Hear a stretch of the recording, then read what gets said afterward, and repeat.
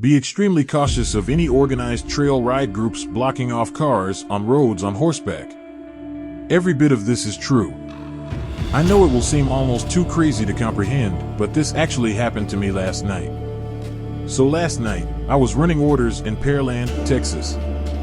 I was running an order from Pearland to a customer in Rocheron, Texas around 7:30 p.m. when I got trapped on a country road for more than an hour in a huge line of at least 50 cars that were backed up and moving a few miles an hour due to an organized trail ride going on. I later found out the trail ride was being held by a group called the Stead D Grind N Riders. After nearly an hour, I finally came within about a quarter mile of the exit to the road, but once again I got stuck behind some of the riders. I then quickly figured out that these three particular riders were responsible for the entire 50-plus car backup on this road that I was stuck on, Julef-Manville Road. They were intentionally spreading their three horses out covering both lanes, and were messing with every car that attempted to go around them by maneuvering their horses in front of us and cracking up every time someone would attempt to get around them. After I watched the two trucks in front of me finally get around the three guys by going off-road partially into the left side ditch for a few seconds, it was my turn. But I drive a tiny Hyundai Sonata, so I couldn't do what the trucks did without taking a serious risk. I repeatedly tried to get around them without going off the road first. They continued to move in front of me on every attempt while laughing and having a great time. So I decided I would roll my window down and try asking if they could please move to one side of the road so I could pass, and told them that it was an emergency and I needed to get home ASAP. One of them then told me to shut my bitch ass up. I immediately tried one more time to get around them by going the most off-road yet of my previous attempts, but the left rider quickly got in front of me again, forcing me to slam on my brakes, forcing a loud WTF out of my mouth, which apparently set the rider off into a rage when he heard me. So the guy immediately turns his horse sideways directly in front of my car and dismounted, where he then pulled out a gun and literally said, "I ought to pop your ass right now." The other two riders maneuvered their horses right to my right, blocking me and trapping my car in that spot. I freaked out and immediately finished rolling my window up and making sure my doors were locked first as he approached, and before he came up to my window I flat out panicked and I decided to straight up floor it directly into the side ditch to my left and somehow miraculously got around him without getting stuck. Before I was able to get out of the ditch and start driving the hell away from them, the gun fires off, striking my car. No joke, after my car was hit and I got around them, this only got worse.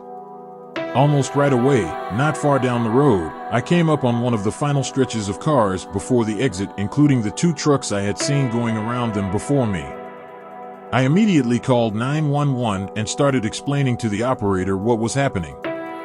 As I'm telling her everything and she's asking all her questions about the situation, I look behind me and the guy who shot my car was hauling ass and attempting to catch up to my car. So I did the same maneuver into the left ditch another time as I'm screaming on the phone for help, telling the operator he's literally chasing me with a gun on horseback. I once again managed to not get stuck and maneuvered around more cars in the side ditch. I had to repeat this maneuver multiple more times while this guy kept chasing me with a freaking gun on his horse before finally being able to exit the road onto Highway 521. I safely got to a gas station a few miles down the small highway, where I then waited for police to get to me. I spent the next hour doing a police report and giving the officers, Fort Bend Police, all of the details I could remember about the three guys. I then come to find out as the police were talking to me, one of the officers finds a massive bullet hole going right into my trunk. The bullet was traced into my car, where the next hole was found with cotton sticking out of it as it literally pierced the driver's side back seat directly behind me.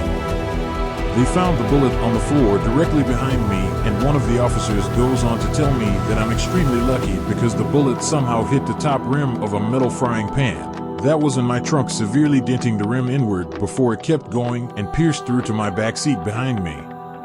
I kid you not, I didn't even want the frying pan. My aunt randomly forced a bunch of kitchen stuff on me when I last saw her, practically forcing me to take the stuff she was unable to get rid of during a garage sale, so I finally said okay, and threw a bunch of it into my trunk and had long forgotten about it. That pan apparently killed a lot of the bullet's momentum by stopping it from being able to pierce through my driver's seat that also fortunately had a hard plastic shield on the surface of the backside of the seat. So after calming down and finishing with the police, I naturally decided to call DoorDash about the order. I had already partially explained what was happening to the customer by messaging her well over an hour before this point in time when I first had gotten stuck behind the trail ride.